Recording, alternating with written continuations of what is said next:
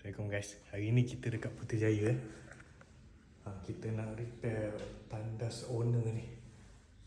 Okey, ada 2 biji lampu tapi alang-alang kita tukar terus. Yang tu saya dimaklumkan yang lampu ini dengan lampu ini dia bila owner pasang tu dia kata every time dia tukar bulb baru, lepas minggu blow, lepas minggu blow. So saya baru lepas buka satu, saya tengok, saya rasa mungkin dia punya balas ni lah. Tapi saya akan ukur dulu dia punya diameter ni.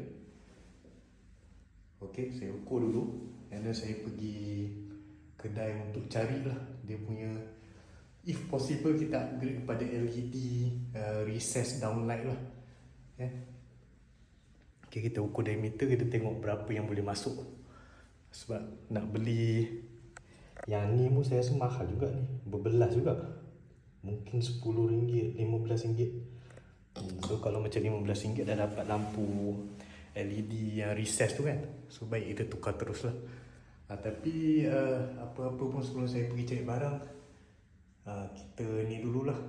Saya betulkan yang ni dulu, skim sikit, at least skim, dan cat first layer lah before keluar pergi beli barang. Sebab nak tunggu cat kering pun 1 hingga 2 jam kan. Okey, kita buat dulu.